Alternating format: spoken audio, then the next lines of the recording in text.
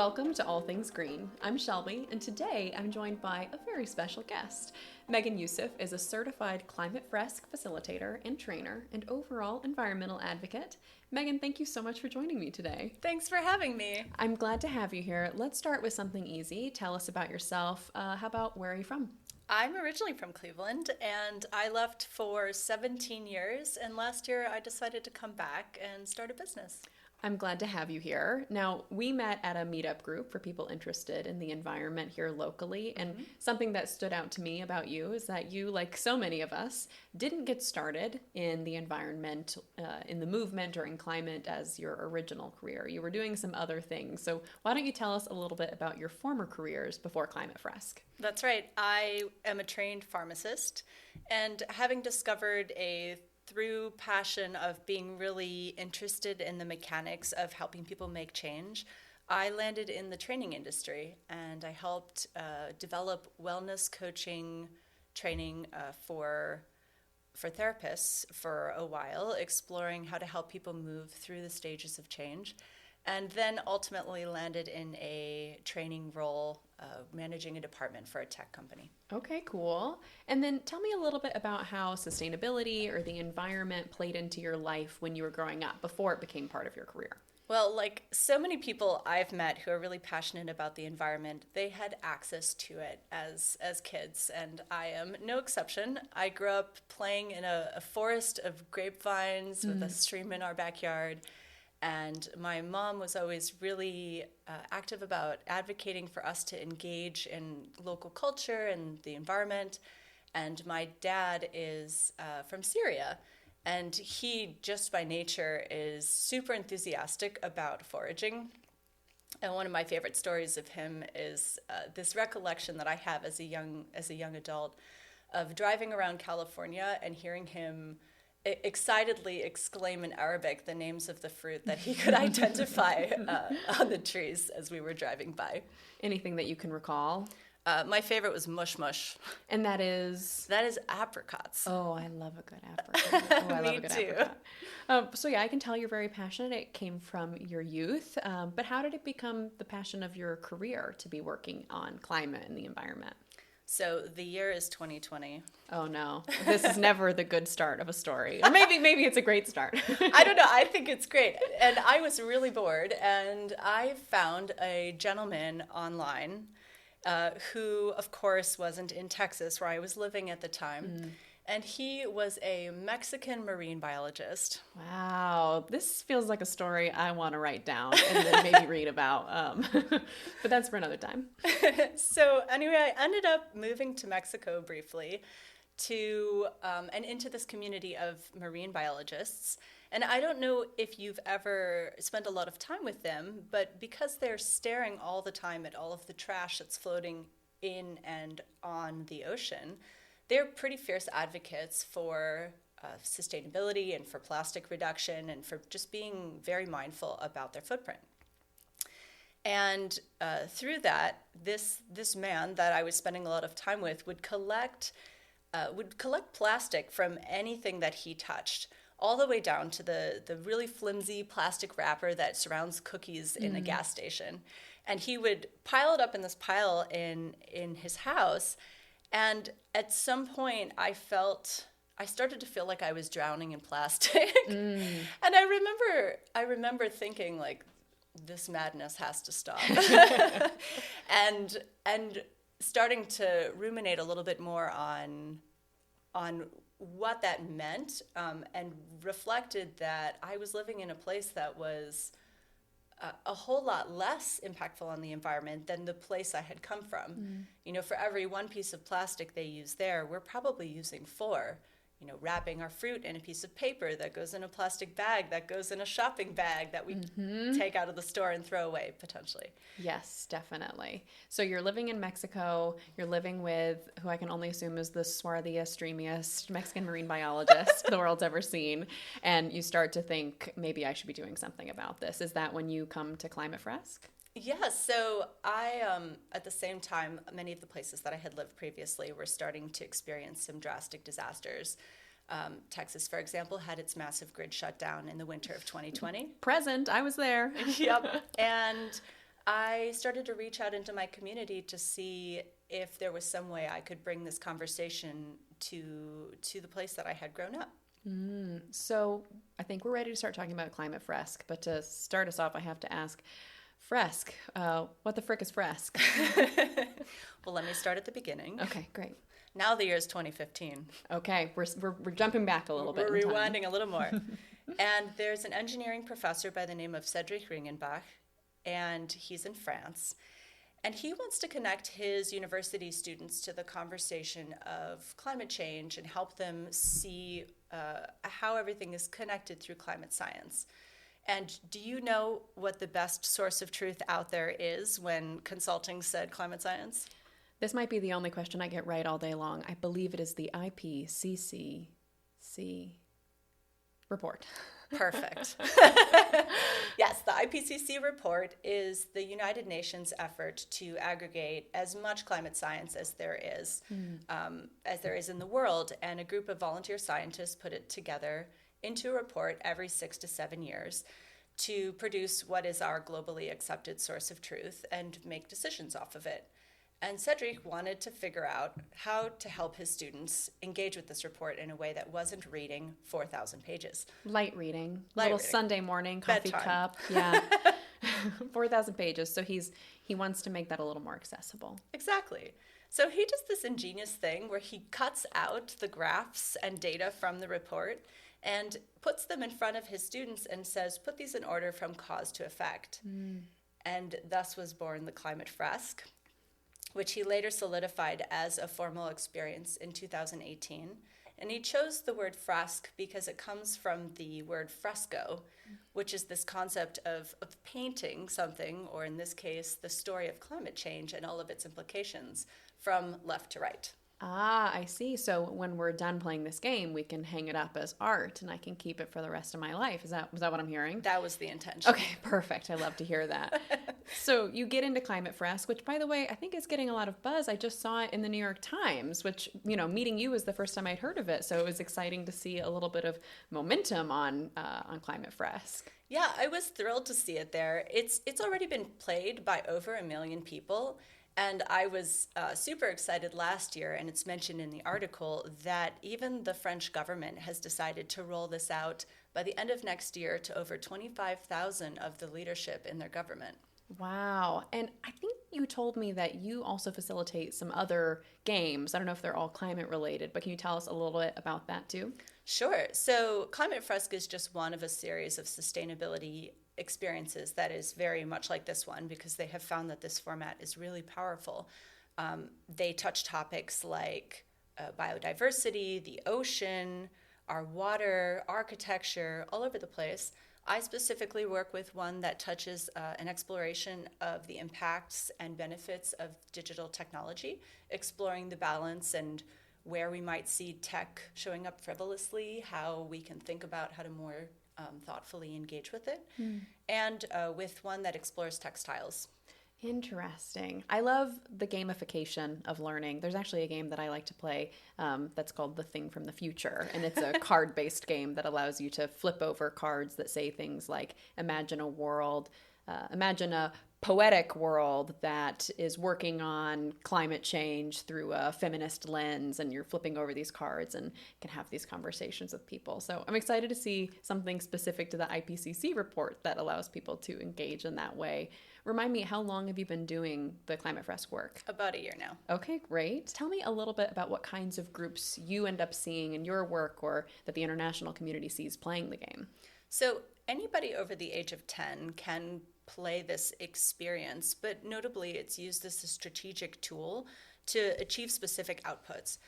For example, for the leaders at a manufacturing plant, they might engage with it to ground in a shared experience and an anchor that starts their conversation around sustainability, to build empathy for each other as a group, to establish that shared language that they will use to then put the initiatives in place, and to just start the conversation of something that is so vast, it's hard for people to understand where to begin. Another way that I see it used a lot is that European organizations often are they're mandated already to start to put in place initiatives, and they want the teams in the states to embrace those initiatives. But as a community, in a place where climate change is often really politicized, it can be hard for people to feel that they've got their why as to why they're going to align behind these initiatives. And so getting people together in a room can help them to establish that why. Even if they don't walk out of the door embracing all of the science, they can build the case for why they want to engage with this and really align behind it. That sounds amazing. Yeah. And I saw a little cheeky set of cards that you brought in with you. So does that mean that we get to do a little taste test of Climate Fresk today? It does indeed. Okay, great. Well, I think we want to welcome in an extra special guest. I mean, you're our extra special guest, but an additional special guest to play with us. So we're going to bring in cameraman Matt. But maybe you can tell us a little bit about it while we get set up. Sure. So Climate Fresk is a 42-card game that's played in 3 sections. The first section is this ordering of the cards. And as you're putting them together, you're having conversations inside of the group. Rather than tell you anything more, because Matt is ready to go, I'm going to put the cards on the table so that you can try the first round out for yourselves. Awesome. Are we competing or are we playing as a team? Oh, like the climate crisis, we have to become a team to make this happen. Okay, deal. We're in this together, Matt. Okay, so we do have some audience that can see us and some audience that are just listening. So I'll describe what I'm seeing. Okay. Megan is putting down some cards. And Matt, what are you noticing about the cards? They have a variety of different topics and pictures on them. Yeah. Yeah, I'm seeing everything from human activities to carbon emissions and some charts, but also just some nice pictures. So yeah, let us know where we can begin, Megan. Okay, so your first task, should you choose to accept it, is to put these cards in order from cause to effect. And afterwards, I'm going to ask you a couple of questions. Okay. Teammate, how about I hold cards up to the camera so that our audience can see it, and then we make some decisions about where we think they should go? That's a great idea, Shelby. Okay, where do you want to start? You want to pick one? Okay. This first card says human activities, and the back of the card, is that a secret? It's the first round, we don't actually show people the backs of the cards. Okay, well then I'll pretend I never saw that. I do think that is what I was going to select anyway. I can't read, so I didn't know what to say. Well, this one says human activities, and not including the special hint at the back, I feel like human activities are going to be the root cause of a lot of things. Maybe I'll put it over here on the left. You agree with that? Yes. Okay, great. Do the numbers on the cards mean anything on the outside of the cards? No, they don't. Okay, great. So I'm going to make it number 1, and it says number 1, but that doesn't mean anything. So you picked human activities. How about I pick, let's pick fossil fuels. So I'm going to cover the back so I can't see the answers. This is fossil fuels. Matt, what do you think? Does fossil fuels come before or after human activities? After. I agree. I don't think that the dinosaurs who are now creating our fossil fuels are at fault for... Wrong kind of fossils. Okay, so we've got human activities that's leading into fossil fuels. What do you want to pick next?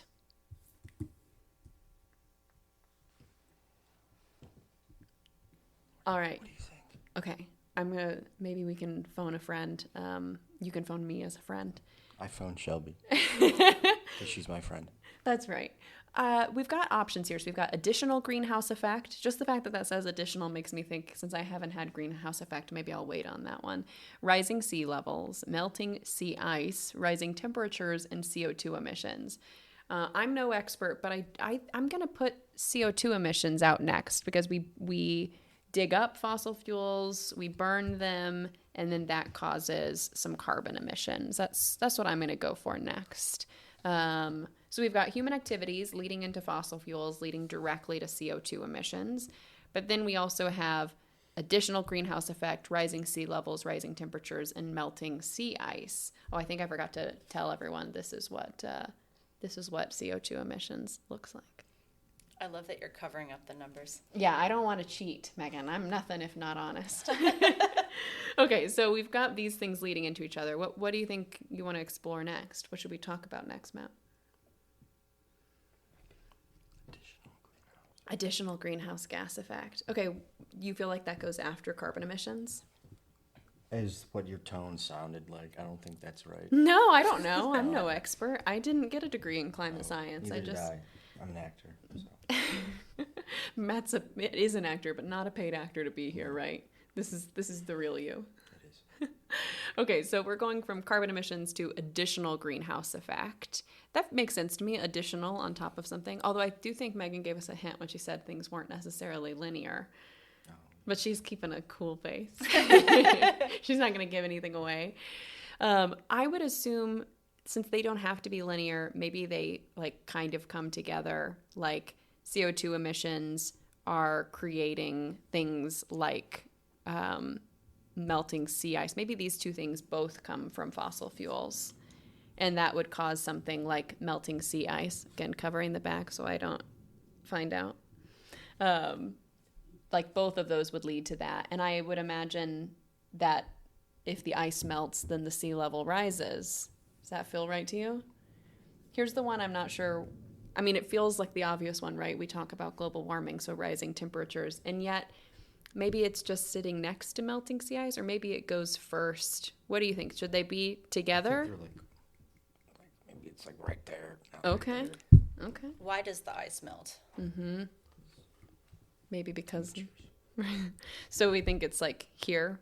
We're going to scoot these down. Okay. Matt, why don't you talk us through what we've done here? Walk us through our cause and effect timeline. First, the humans came, and then we made fossil fuels, and that would make the CO2 emissions go up, and then the additional greenhouse gas effect, and that would make the temperature rise, which is causing the ice to melt, and then the rising sea levels. Yeah, I agree. Yeah. I agree with this. I'm excited and nervous to find out. I'm very nervous. This is just a good reminder to all of us that we don't have to be climate experts to be climate advocates, and we are not afraid of learning new things. At least that's what I'm going to tell myself while I'm afraid to be wrong here. That's right. I mean, also, the whole point of this is to have thoughtful conversations and not necessarily to walk away knowing all of the points of climate change. We don't have to memorize 4,000 pages for this to be effective. I mean, I hope not. Thank goodness. So at the end of this, I always ask a couple of questions just to get us further thinking about this round. And the first question I have is, you both were talking a little bit about the additional greenhouse effect. Do you know how cold the Earth would be without the greenhouse effect? I don't. Do you? No. So the neat thing about these cards is that it actually displays scientific data. And so you can see here at the bottom of the card that it says -0.4 degrees Fahrenheit, which is not sustainable to life. Sure, So sure. why does it say additional greenhouse effect? Okay, there are, I think, are some clues on the card, because the card is showing me the Earth with things that I don't understand, like insolation or infrared radiation. So I don't really know. I feel like I should be able to interpret this, and yet I don't know what it all means. So you guys said something around CO2 emissions, and you put this card, this additional greenhouse effect card, next to it. Do you have any sense for how they may be related? What do you think, Matt? No idea. My guess, my less than educated guess, is that carbon emissions maybe are trapping heat, and then maybe there's some reactions that go into like that being a cyclical process. Her eyebrows raised, but I don't know if that's good or bad. That was a beautiful guess. So carbon emissions and all of the emissions that are affecting our greenhouse are doing exactly that. They are amplifying this effect of heating that we are getting on Earth, which we need some of it, but we don't need that amplified effect. So this is almost perfect, except that there's one trick in the first round, just to get us moving into a place where we're really thinking about things analytically.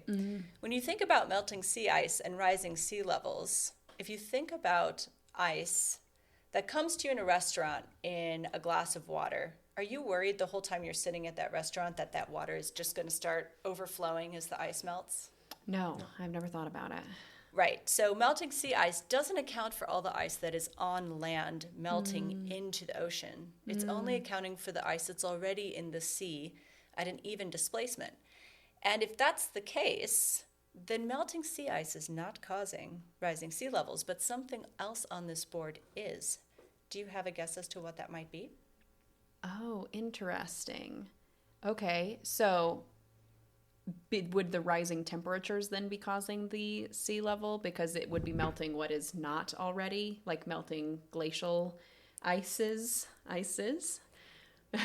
That is a good guess, and that's actually true that our glaciers do melt because of the energy that is coming in from the sun, and they do add to it. But we don't have glaciers on this board yet. Sure. It is rising temperatures, but it's not what you think. Okay, tell us all about it. If you think about a mercury thermometer, call out to those of us who are not in our 20s and 30s, and you put it in your mouth, what happens to the mercury when you have a fever?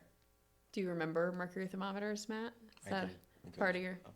Yeah, it goes up. Yeah. Is that were you still using mercury thermometers? I just saw it in Home Alone. Got it. Perfect. Thanks to Home Alone for the climate reference. So yeah, it goes up, or basically it expands. And our water, until the early 2000s, I believe, expanded. Almost half of all of the expansion was actually just due to the thermal expansion of water due to heat, which I found kind of wild. Yeah, I wouldn't have thought about, I mean, obviously, since I've put out what I thought, I wouldn't have thought about it that way. So you're saying that this is close, but not quite exactly how the report would lay these causes and effects out. Well, and I mean, the whole point is to get us to think about the fact that this looks like a causal relationship, but really there's more to it than meets the eye. Yeah. And so I would move this in relation to rising temperatures because it's affecting both of these cards. Okay, you're over on the end. You want to move that?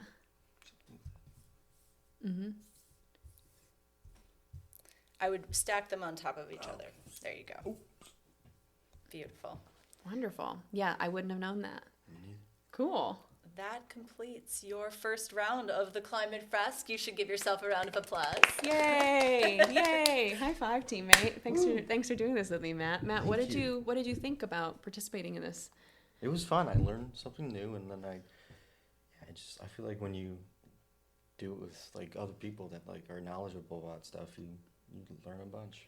You are a cameraman for ATG, and so you're here with us every week while we record. Do you feel like you are learning things here in a way that's like maybe more interactive than just listening every week? I feel like whenever I came on here, like I didn't know much about like climate change, but like every week and then every other week, I like this learning style more than like teaching, because like you guys are Anton and you are funny and you make jokes about stuff. That's how I pay attention and learn stuff.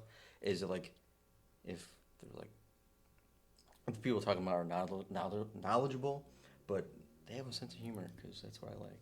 Okay, but cool. I like to learn things when it's not like, oh, this, that. It's like it spices stuff up. Yeah, I can't picture Megan doing that. No, I don't think so. think Maybe she's Anton. that. Maybe Anton, yeah. Megan has a different style. Yeah. Well, Matt, thanks so much for joining us. It was great to have a teammate in this, so that any of the mistakes weren't mine alone. Yeah, it was we mostly learned mine. together. No, not at all. Well, we only made Maybe one. I should learn how to we did read. okay. You're doing great. Thanks for joining us, Matt. Thanks, Matt. Bye, guys. So I'm sure we could talk about this forever, and lots of people will want to be able to keep the conversation going, whether by reaching out to you directly or just learning more about Climate Fresk. So how about you let people know where they can find you or learn more about it online? Absolutely. If you'd like to bring Climate Fresk to your organization, you can find me on LinkedIn or on Instagram at Megan Yousef, or email me directly at megan.yousef@gmail.com. And if you'd like to explore local workshops available in your area or learn more about the Climate Fresk organization, you can visit climatefresk.org. And if you'd like to stay connected to all things green, be sure to follow us on Instagram and TikTok at One Planet Media. That's ONE1. And if you'd like to rewatch full episodes, check out our YouTube channel, All Things Green Show. You can find links to all our sources from today's episode, including all of Megan's information, in the show notes. We'll be back at the same time next week. Thank you, and thank you, Megan, for being a part of the global sustainability movement.